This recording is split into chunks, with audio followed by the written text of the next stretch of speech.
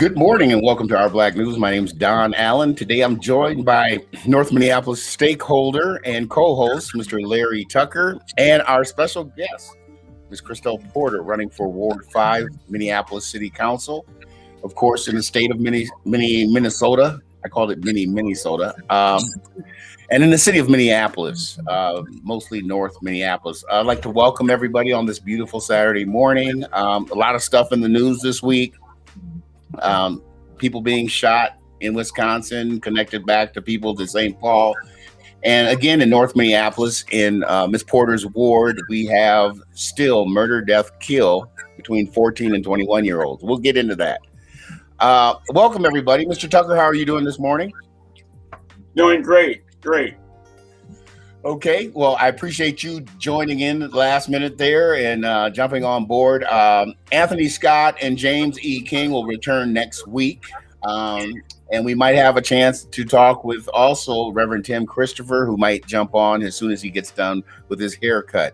Scheduling terrible. Anyway, thanks for being here this morning. Let's start out. This morning, we're so happy to have Ms. Kristel Porter running for Ward 5 City Council.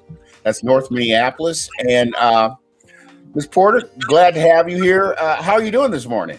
I'm doing good. It's Saturday, so usually this is a day where people get to go out and go to community events and meet up with their neighbors that they don't get to see when they're working all week. And that's what I'm planning on doing today. So there will be a prayer ceremony at Shiloh Church on Broadway Avenue and Girard. So I hope that I see people out there. It's going to be a gathering of people that are going to be addressing the gun violence and praying for peace together. So that's very interesting. You say addressing the gun violence. In North Minneapolis, there's been an uptick in gun violence for the last 3 years. And this mimics what happened in the late 80s, early 90s, and early 2000s. How do we address gun violence in your eyes? There's so many layers to this issue. I agree. I always say we could continue to put a clean diaper on top of a dirty diaper and hope that that'll fix the issue. But let's just be real. We need to stop kidding ourselves. There's layers and layers. And in order to be able to get to the root, we're going to have to peel them back. And crime is a cry for a need unmet. We've got a lot of folks in North Minneapolis that are without housing and without a basic way to take care of themselves financially, pay their bills, feed themselves. And so that's something that we have to address. We don't have enough housing. We don't have enough jobs in North Minneapolis to be able to meet the needs of folks. So I think once we start to do that, and of course, start working with our public school system and improving on the public education, I think that we will not see this get any better anytime soon. Okay, my second question is, do you think North Minneapolis is safe and healthy and successful? If not, why? And how would you change that? So it depends on how you view safe. Okay, I view safe not reading in the newspapers that a sixth grader was shot by a 18-year-old dude. Mm-hmm, mm-hmm. That's what I view as safe, I guess. Yeah. And so, no, I don't feel that, it's weird because I actually feel safe in North Minneapolis, and that's probably because I'm desensitized.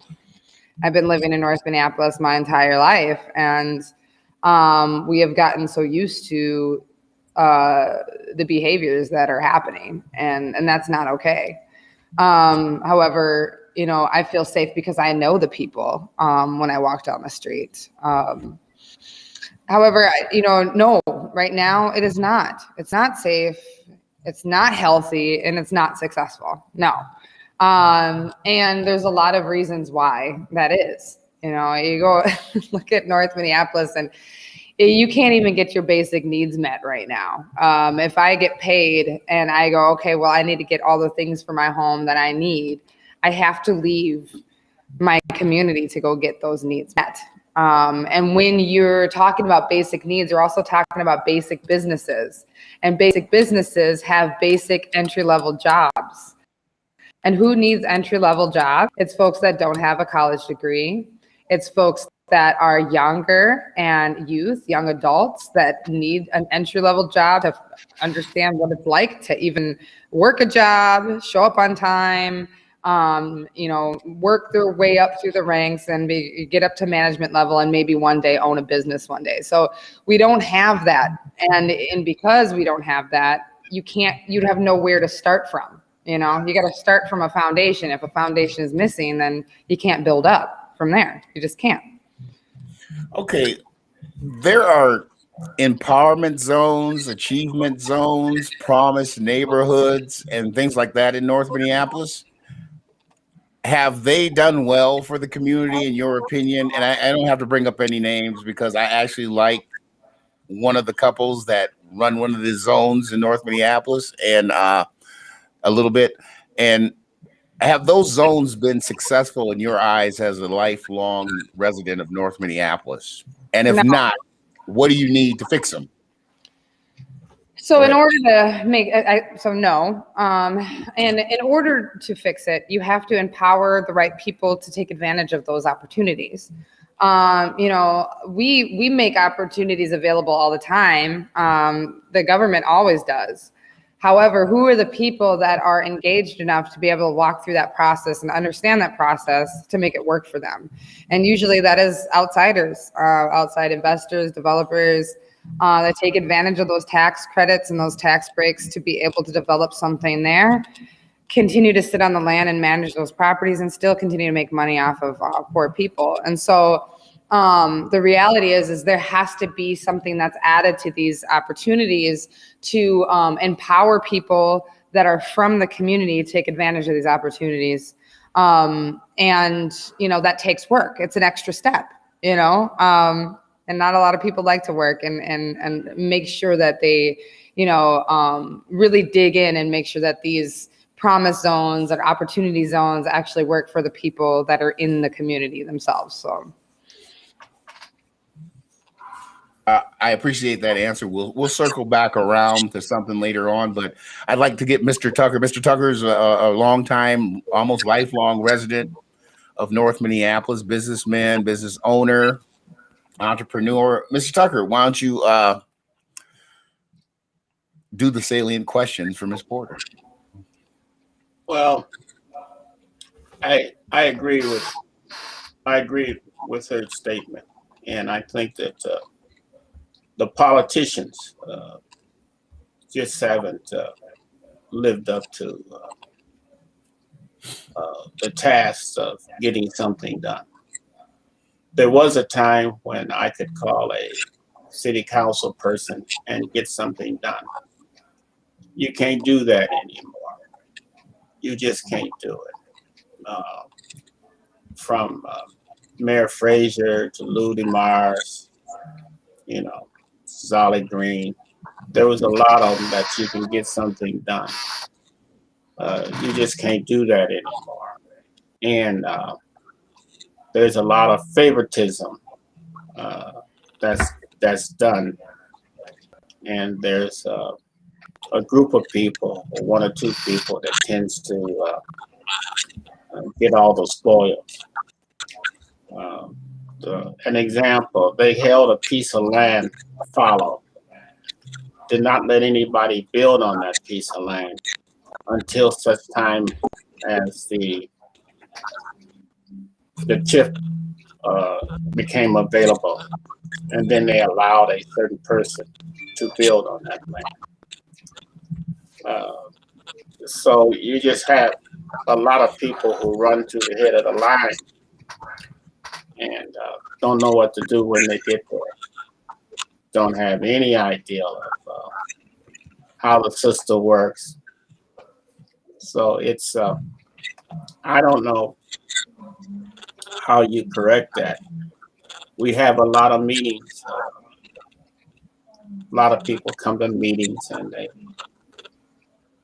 do their little blowout, their little spin out, have 15 minutes of conversation and really don't know. Don, I think I told this story last week or several times in the last 50 years. I'm from a city called Omaha, Nebraska, and I come to Minneapolis in 1970. And we had some issues.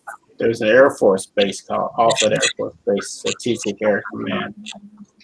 We took one of our brightest guys in the community, and Godfrey and Jim had IQs of 160, 180. They read a 400-page novel in one evening, bright as he can be. They took him out. They took Godfrey out to Alfred Air Force Base and had him to analyze what the issues were. He spent 30 days out there, and we had a big meeting, brouhaha. And the colonel asked him, "What's your conclusion?" And he spent a few minutes talking about what he found the issues was at Alfred Air Force Base. And the colonel asked, "So what's the solution?" He says, "I know what the issues are, and I won't use all the expertise that the colonel used." He said, "I know what the issues are. What's the solution?" He said he didn't have any. The colonel said, "You're fired. Get out of here." You can have a long-winded, esoterical conversation about what the issues are, but finding a solution is the problem. I think I said it last week. They talk about people hanging around certain entities, Lindale and Broadway, and that they shouldn't be hanging around Lindale and Broadway. Well, what's the solution? And they don't have one. None. There's a Somalian have an adult daycare center. There's other groups that have places that they established not very far from the corner of Broadway and Lindale. These adults would go there and play dominoes, and have their little smokers, and they're not on the corner, but they got together and bought a building and rehabbed the building. It's a nice building, beautiful building, plenty of parking. So they're not hanging on the corner. South Minneapolis on Bloomington and Lake Street. There's adult daycare center where somebody got together and have the elders in the community sit and chat. And they don't have Somalians hanging out on the corner. We don't have any idea. Nobody mentioned that. They just said, well, it doesn't look good that we have certain segments of our population hanging around Broadway and Lindale. But they don't have any solutions. Why haven't you gotten together and raised some money and had an adult daycare center? And Mr. Tucker, I just like to interject here before Ms. Porter jumps in. Are you saying that it's not the location, it's the people? Or is that the people that should organize, like you just mentioned, the Somali community organizing and doing that adult daycare over there on Bloomington, where their people have somewhere to go? The people that should organize in our community aren't doing it? They don't know. They don't know. The long-winded conversations that you have when you go to those meetings, and I stopped going to them, reminds me of what my grandmother said. They talk real pretty. They're pretty talkers. If you want to listen to some pretty talking, just go to one of those meetings. Talk real pretty, like my grandmother said about Mr. Little, that was Malcolm's father. And, you know, I grew up 3 or 4 blocks from where Malcolm was born. He said, Malcolm Daddy's father talked real pretty. He said, they're pretty talker. So I like that King fella. He said, they talk real pretty. But they don't have any solutions because they don't know enough about the system. You got to have solutions. You got to have solutions. So, Ms. Porter, what do you feel that might be? I mean, like you said, it's a layered kind of or tiered kind of problem solving process, and not any one thing will work. But what would be some of your ideas to like this viewer and listener here says the opportunity zones are there. The question is, how do we motivate families to take advantage of the opportunities? What would you say to that? So opportunity zones are actually economically distressed communities that qualify for tax deferment.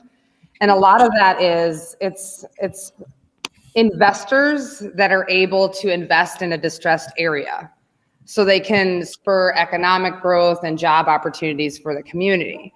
And so a lot of times this opportunity zone actually is more of a benefit for larger investors that need a tax deferment or a tax break. You know, there's not a lot of people in our community that can benefit from that except for what is provided by the investor and what they build there.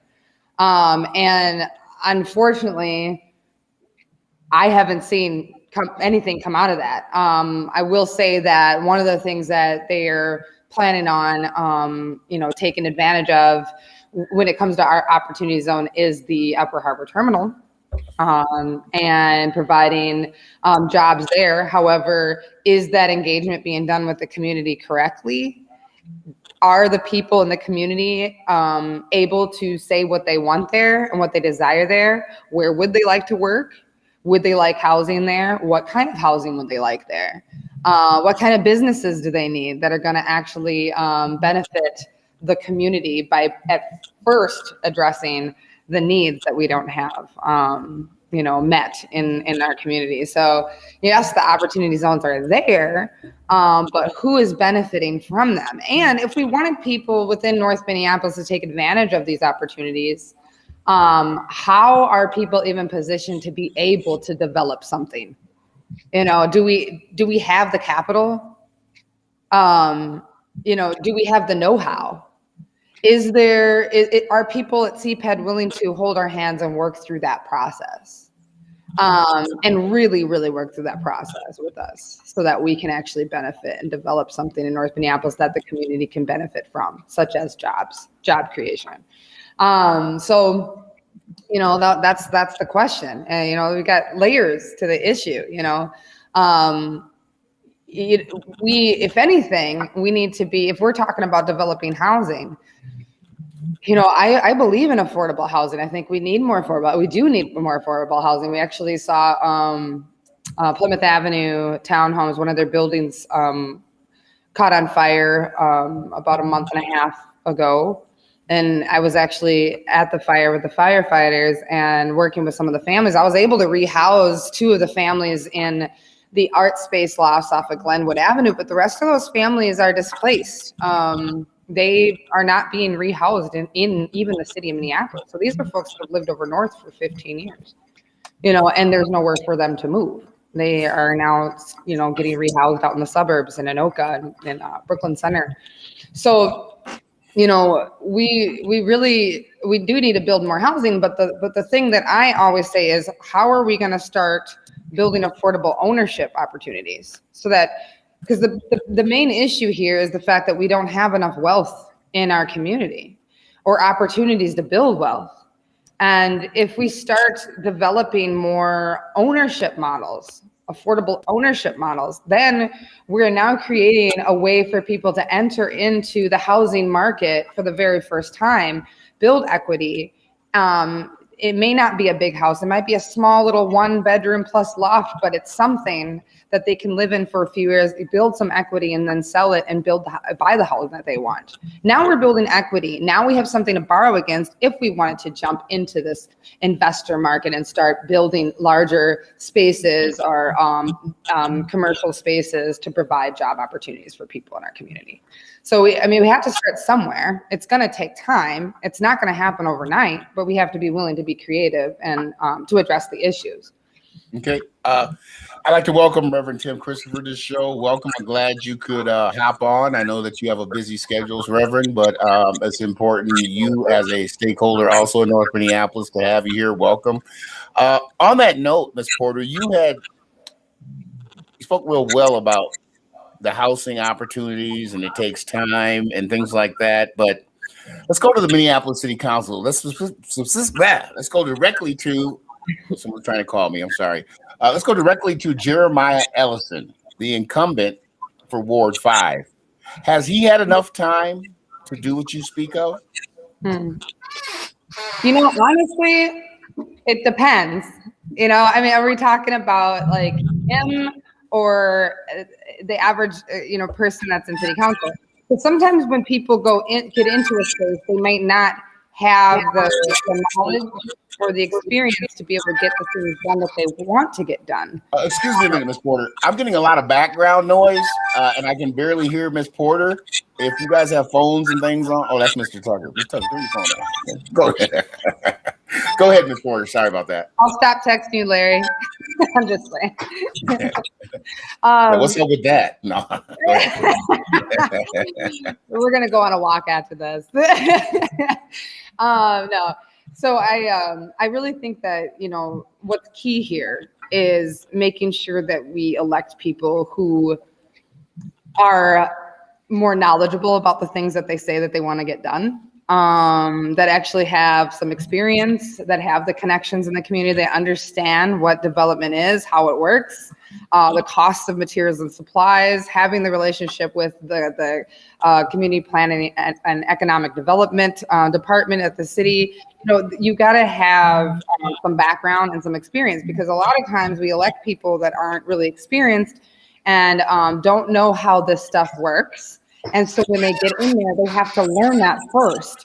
So that's why it depends. It depends on, if you're electing somebody that has a huge learning curve, then the community has to wait for this person to actually understand how the process works before they can actually move into action and start writing policy or start even agreeing to policy that other council members may propose on other parts of the city.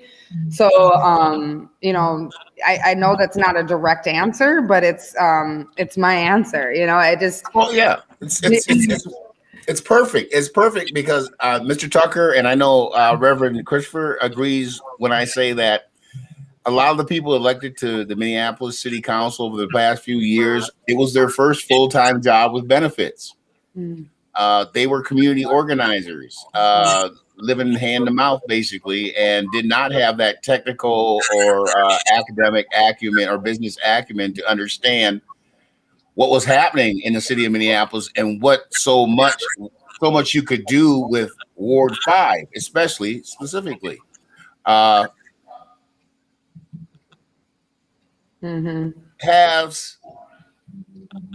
Instead of having, I look at it like this. I'm looking at Councilmember Ellison, and I mean, there's some celebrity with that, of course, but I don't see a lot getting done for the people of Minneapolis. I think North Minneapolis or that Ward 5 is about 60,000 people, if not more. Maybe I'm off a little bit from the 2010 census, if I'm not mistaken. But yeah.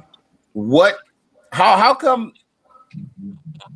they haven't no one I know of in North Minneapolis with the Upper Terminal Harbor, if that's what it's called, has put together a community benefit agreement, a CBA. I haven't seen a CBA. There was a time a few years ago, less than 10 years ago, where if you were building a school district building on Broadway, if you were coming in with development, a community organization would get together and write a community benefits agreement. Yep. Do you see that as being useful right now before they build the two harbors? Yes, actually, this is it's the Upper Harbor Terminal, and they're actually working on the first phase. The first phase is actually going to be in the 4th Ward.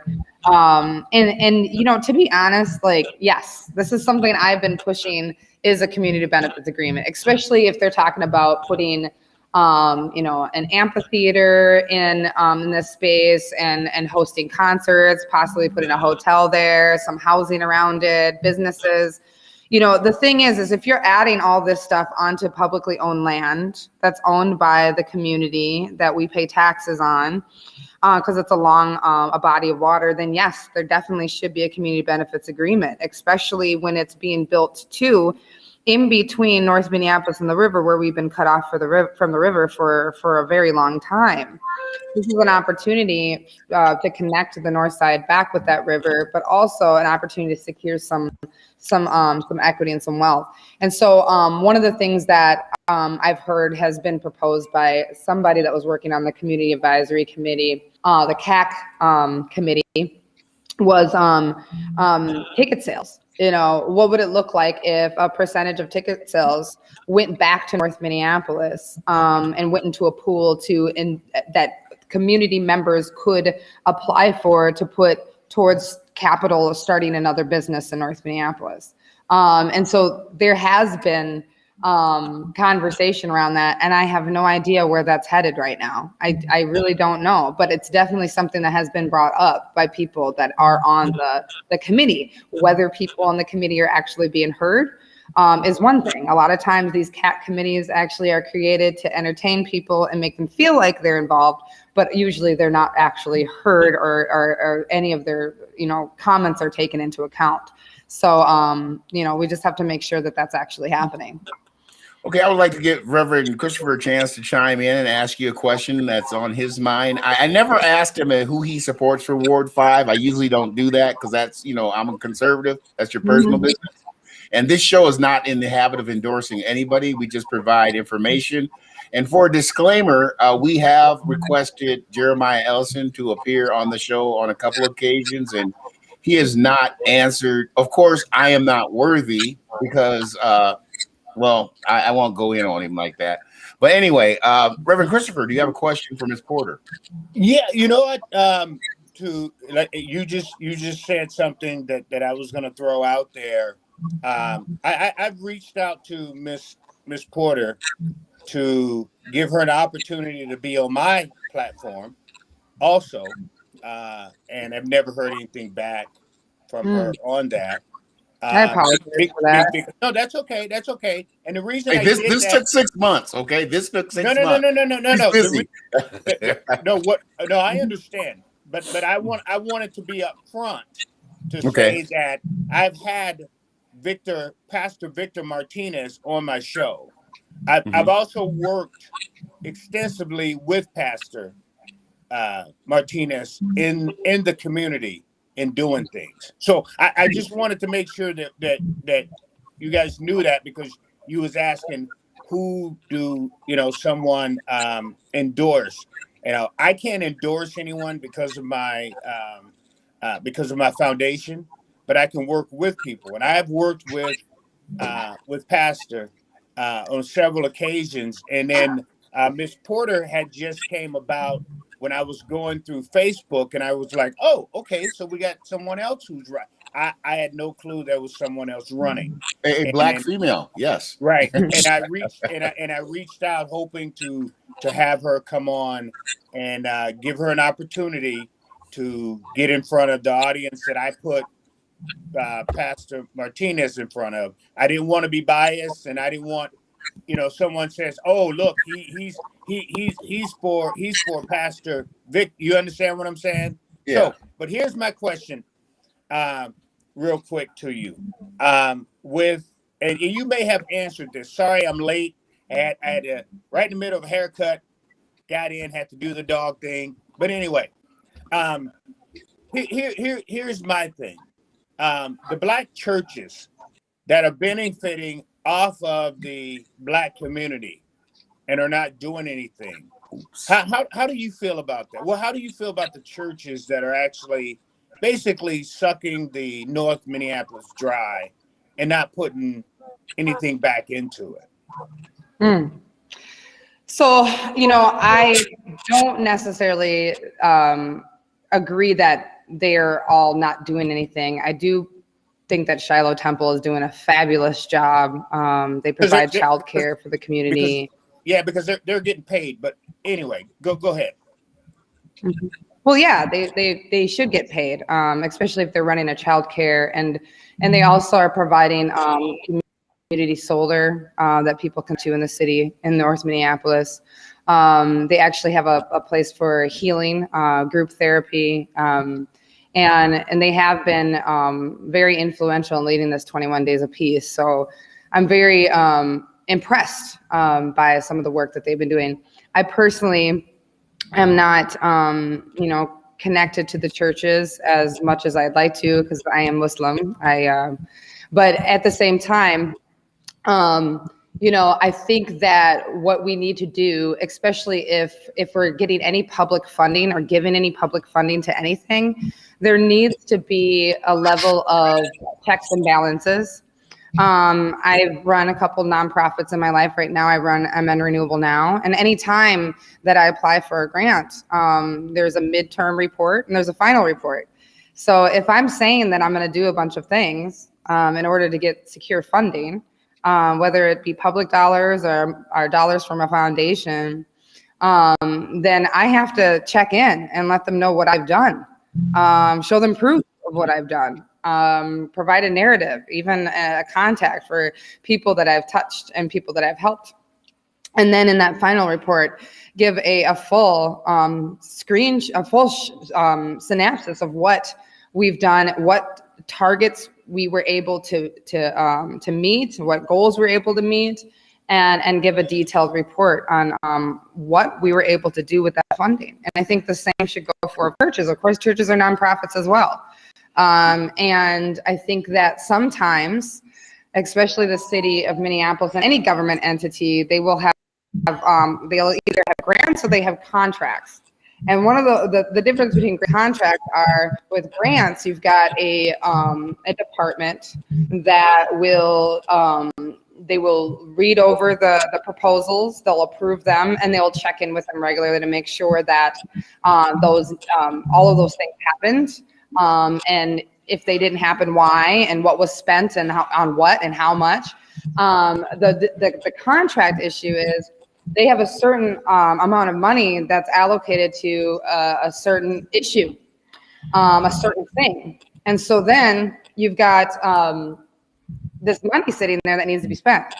And unfortunately, what I have seen is different groups are able to take advantage of this funding and not provide a report on what has happened, what they did, how they made the community better, and what lives they've touched. And so, we see them get funding again and again, and nothing happens. I don't necessarily think it's just churches. I think that a lot of nonprofits in my community in North Minneapolis are responsible for this. You and I live over north. I've been over here my whole life, so I definitely know that there's a lot of folks that continue to get funding and really don't do the work. They just don't do the work. So I think that.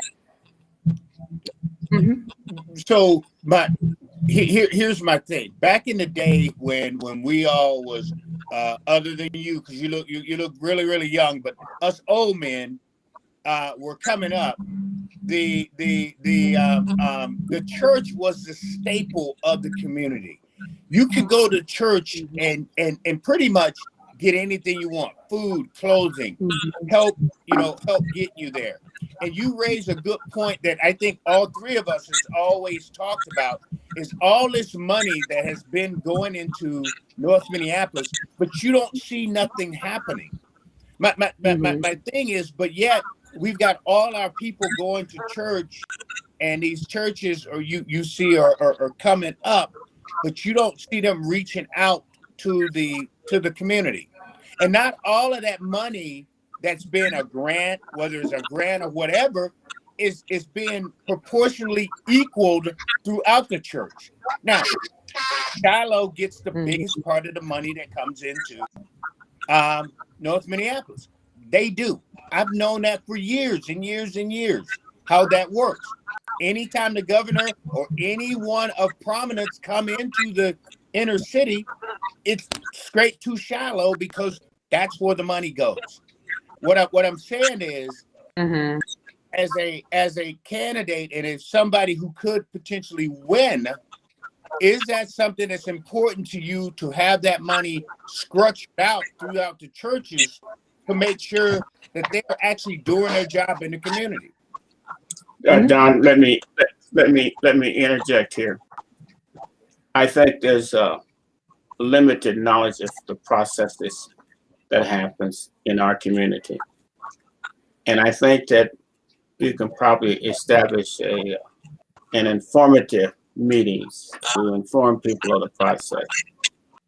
Most of the money goes to white people. Let's be clear about that. They give these nonprofits money, and a nonprofit hire people that don't look like me and you. That's a fact. Okay. And you have to understand that that's a fact. You also have to understand that you have politicians throughout the history of African Americans. You have politicians who stratify themselves. And if you're not go to a certain church, certain school, certain neighborhood, certain block in a certain neighborhood, you get ostracized from the system. Well, okay. You gotta remember that I've had city council people tell me that they didn't believe that Black people should even run businesses. You talk about that harbor project in North Minneapolis. You know, I've been in the real estate business for over 40 years, and I was involved in that project with a certain group of people. I have a little bit more than a cocktail party knowledge of what happens. Okay. And you have to understand that how they divvied up the land are divvying up the land. They selling the land to certain segments of our population, and they releasing or renting out the land to other segments of our population. You have to understand that.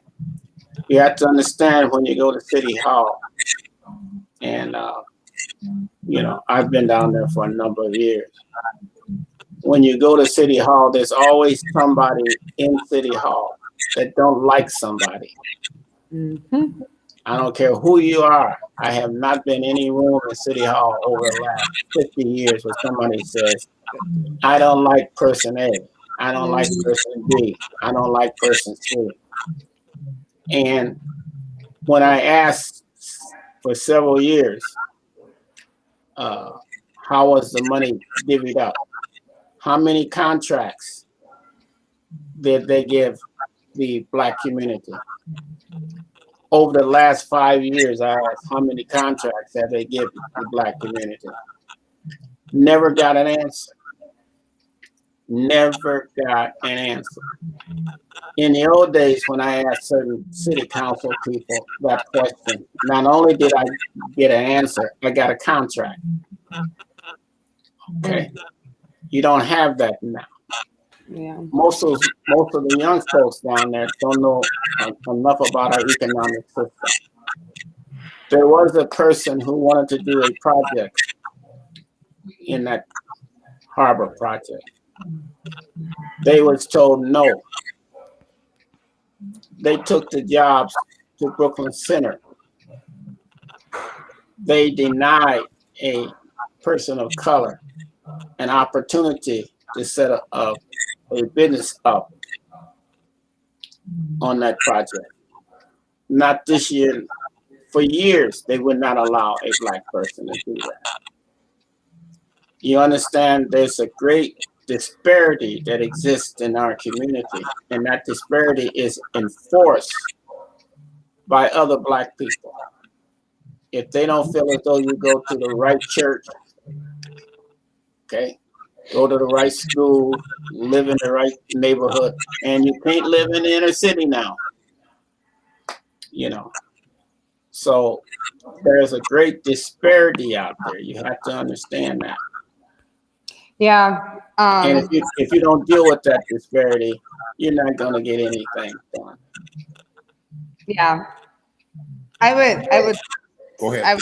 I would agree with Larry Tucker when it comes to this. I've been seeing this, and yes, thank you so much for the compliment. I do look very young, so thank you. I actually have children in their 20s, and I am a grandmother. But the thing is what I've been noticing is throughout my life, I've been seeing a lot of people, especially the Black leaders in the community, stepping on each other's heads and necks for crumbs that are being thrown around by our government. Instead of partnering together and trying to start some for-profit entities to build tax base, to provide jobs in the community, to provide our basic needs, grocery stores, hardware stores, electronics, places to pick up our electronics, print shops, thrift stores, antique shops, all the things that we would like to have in our community that we buy anyway, but we have to leave. Why are the people that are waiting around for grants and contracts not partnering together and working together to develop for-profit businesses that put into our tax base? Because our tax base is what we depend on for public education, for public parks, for roads and streets. And that's one of the things that has always upset me. But that in the same breath, Larry, I will agree with you. In my experience, being the executive director of a neighborhood association, owning a business, running a couple different nonprofits, I will say that I've met the same issues when I go into City Hall. You go into business licensing, you try to pull a permit over there, and I guarantee you're going to be met by the manager in that department that has always, and ask any staff there, who is protected by their union protection that cannot be removed, and has mistreated Black business owners and developers that have come into that space. Gave them extra hoops, gave them the runaround, gave them a hard time. And this is happening today, like right now as we speak. Ask, Daryl from the Breakfast Bar in downtown Minneapolis. Ask him what he's dealing with downtown at City Hall in order to be able to run a successful business as a Black man serving Black clientele. What we need to do is start bringing back the culture that we had back when Plymouth Avenue was a vibrant business corridor, when we had Black businesses working together, supporting each other. You look at downtown, you see a skyscraper in the sky. It's not owned by one person. Those are a group of investors, a group of partners that are working together. They might not even like each other, but they also understand the bottom line, and they understand that building wealth for their future generations is more important than getting along. And we cannot continue to line our pockets with crumbs. Crumbs are not enough. We need to start building empires. And the only way we're going to do that is by getting out of that mental state of focusing on grants and contracts. And if we're going to go for the big one, but in order to go for the big one, it will take us to partner with each other. It will. We have to work together. We cannot be divided. We cannot work in silos. We have got to start working together. We have to start loving each other and making sure that our neighbor, whether we like them or not, is successful, because if they're successful, then we are going to be successful. I agree 100%. I'd just like to take the time. It's 10:15, and you're listening to Our Black News interview with Ms. Kristel Porter, candidate for Ward 5 in Minneapolis, which is North Minneapolis, and we're part of the YouTube Black Voices and Twitch Television. That was my shameless plug. Had to do it right then and there. Thank you very much. So earlier, when we first started, almost an hour ago now, Ms. Porter, you talked about education, and I don't know about what's going on really in Minneapolis, but I know on Thursday morning at my school, I was cleaning up puddles of blood in front of my classroom door. I know that Black kids are not getting the education that they need in these public schools, both in St. Paul and Minneapolis. And I'll say that because it's the truth and the data says that.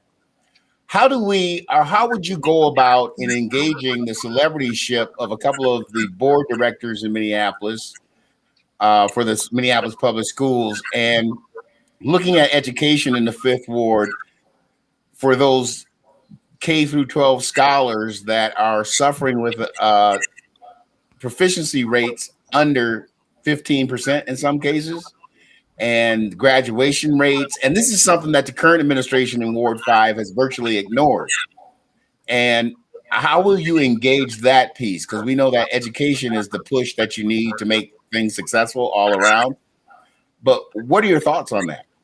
Yeah, so North Minneapolis in the entire city of Minneapolis has the highest exodus of children leaving the Minneapolis public schools. We get a lot of shame for taking our children out of public schools and putting them in charter schools. The reality is the people that are failing the most in our public schools is our young Black boys. And I've said this before, and I'll say it again. Minneapolis Public Schools needs more Black men on the board.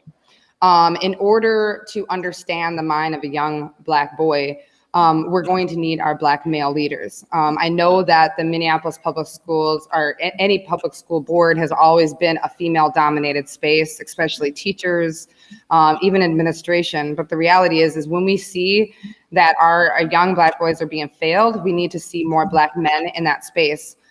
They're going to understand what they're going through, and they're going to be more intentional about putting things in place to make sure that these boys aren't continued to be failed by our public school system. So one of the things that really bothers me, I worked in special education with Minneapolis Public Schools. I've been a Minneapolis Public School employee for 7 years, and yes, my son is not at a Minneapolis Public School. My son goes to Dr. Josie Johnson Montessori School, and they're doing a wonderful job. The teachers are Black men. It's led by a Black man and woman, and they are very intentional about making sure that they look out for the mental health of our kids first and foremost before jumping into education, and also reconnecting these kids with the environment and having a relationship with the environment, the natural environment around them, making sure they spend time outside and have time to exercise and move their bodies, because boys need to move their bodies. They have a lot of energy and built up testosterone they need to move, and they need to work out their bodies. And so I would say we need to stop expecting so little out of these students as well. A lot of times they test these kids when they first come into school, right? They test them, and then whatever they're able to answer based on that very first test or the very first day of school, they put them on a track based on how they were able to answer those questions. Instead of going, okay, you know what, this kid scored really low on this test, and this kid scored very high on this test. Let's get the high scoring kids to work with the low scoring kids so they can mentor each other to bring them up to the same level. No, they put them on a track, they put them in a class, and then they stay on that track till they finish high school. And unfortunately, a lot of the kids that score low end up with IEPs. And so when they end up with an IEP, they still stay on that low track, but then they keep passing them. They pass them, they go, good job, you passed. But really, they still aren't learning anything new. By the time they get to high school, it's 12th grade, they haven't learned half of what the higher achieving kids have learned. And so then we expect them, and we've been preaching to them all this time, to go to college. So now we want them to take out $80,000 worth of loans to go to a college, and they can't even write a research paper because they haven't been taught how to do it. They're not prepared. So now you've got a bunch of people that are in debt.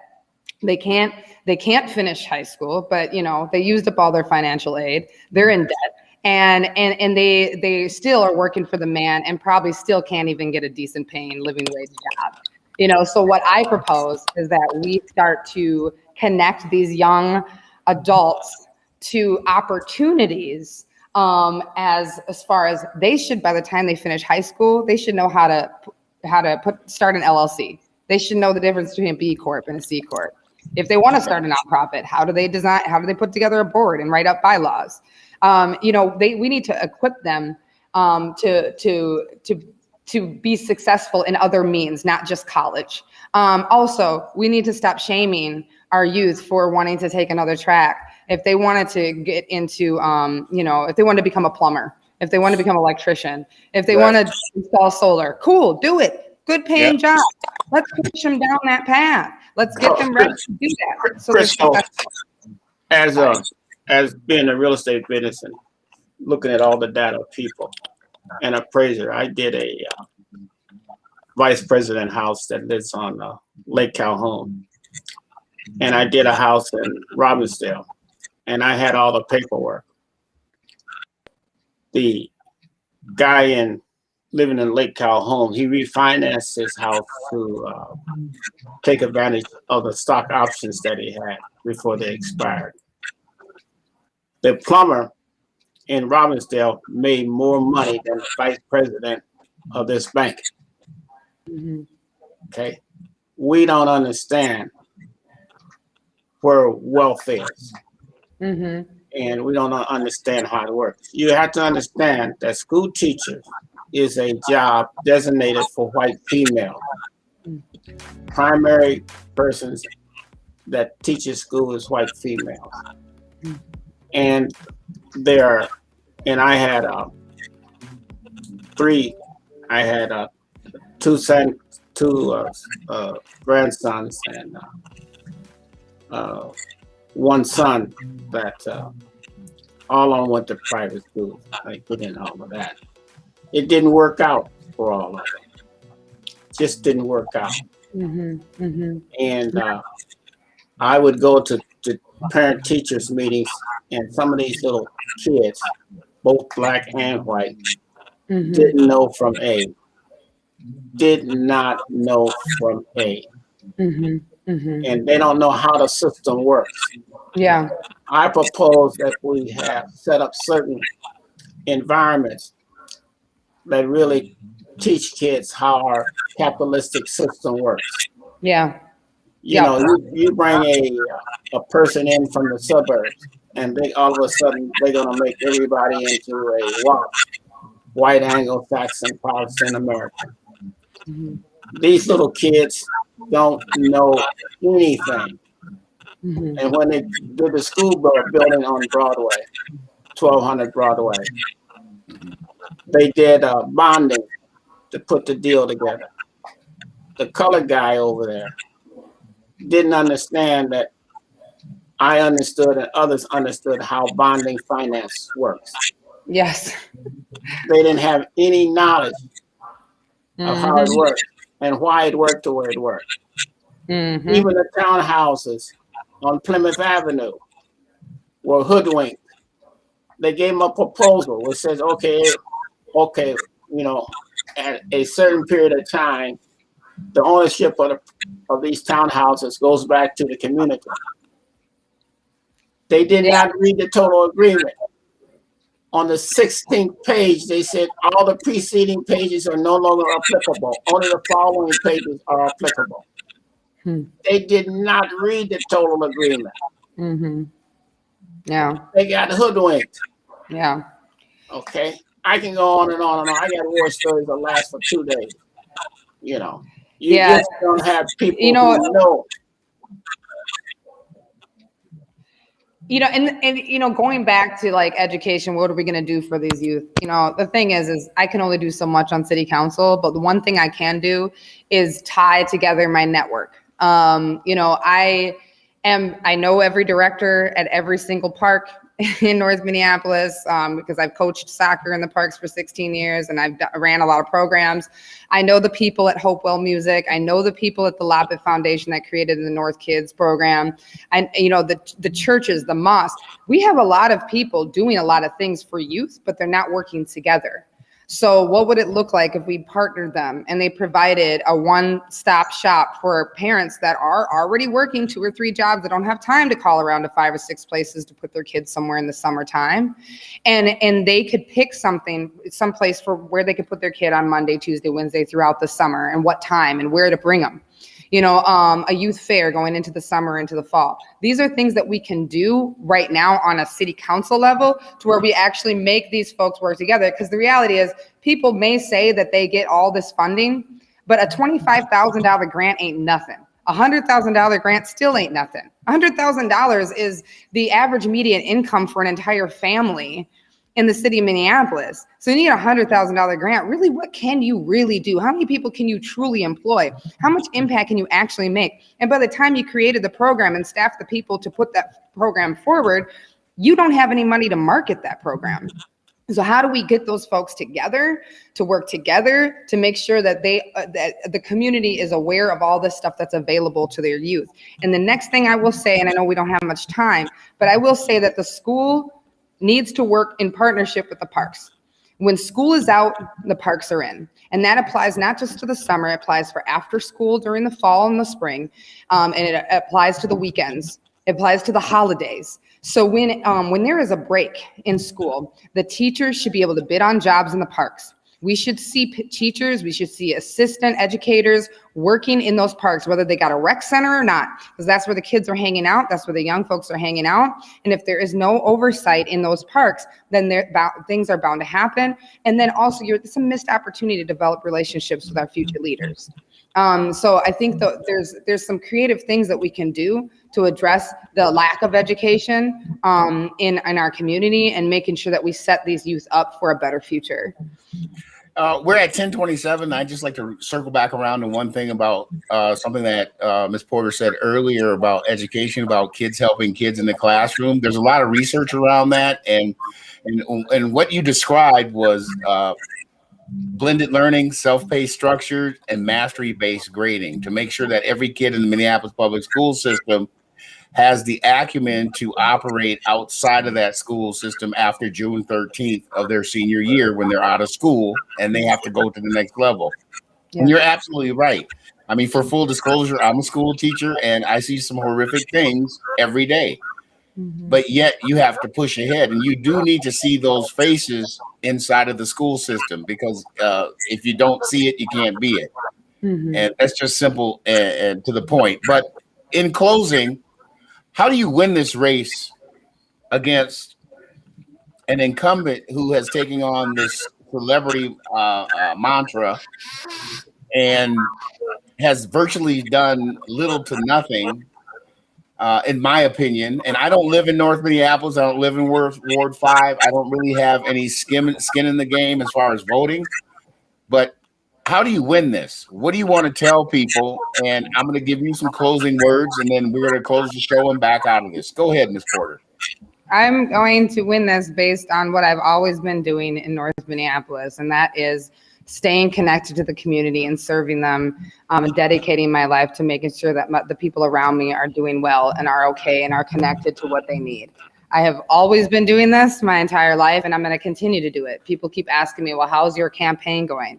I say, well, I'm just doing what I've always done, as serving in the neighborhood association, 2 different neighborhood associations, all of the different initiatives that I started, United Black Legislative Agenda, Clean City Youth, Cycle Sisters, North Housing Fair, Live on the Drive.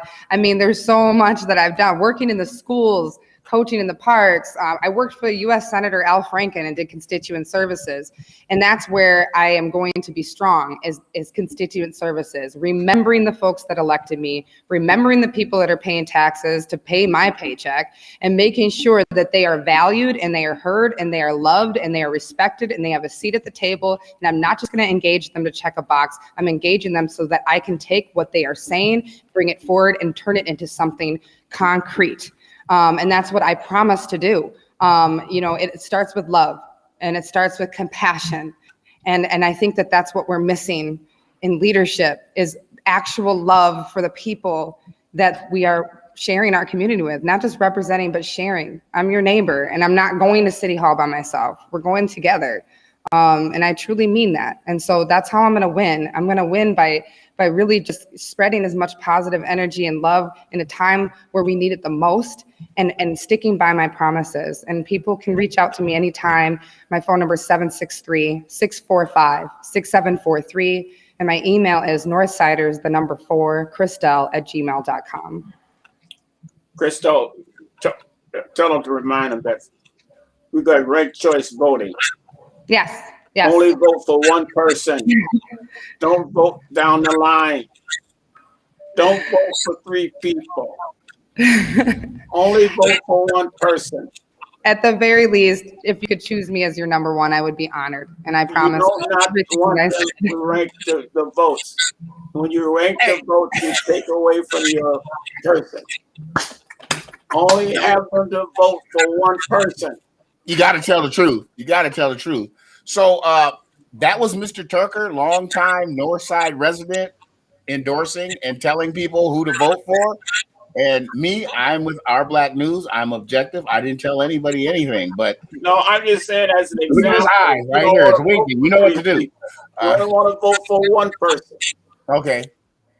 Well, that's the flaw in ranked choice voting. You dilute the vote when you vote for 3 people. You only want to vote for one person. And the system has tons of holes in it. I'd like to thank Ms. Porter, Kristel Porter, running for Ward 5 City Council, for joining us today. Mr. Larry Tucker, longtime North Minneapolis resident and stakeholder, and Reverend Tim Christopher, who came on shortly but had to take off. And I wanted him to be here a little bit longer. But let's see what happens. And maybe Ms. Porter will have time either on a Saturday or Thursday night to come back right before the election to do that one final push. Next Saturday, we have Elijah Norris coming on, who is his second time. And I invite all candidates out there that are interested in coming on to come on. We don't get paid for this. For 12 years, Our Black News has been running strong. We haven't accepted a nickel for programming. We pay the bills ourselves to maintain these platforms. And we are not liable or beholden to anyone, any advertiser. A lot of black media in this town is complicit because of their accounts receivable. Well, we don't do that here. Thank you, Ms. Porter. No problem. Thank you, Mr. Tucker. And stand by. And we'd like to thank all of our listeners for listening and watching Our Black News. Good day. Yeah. Good day.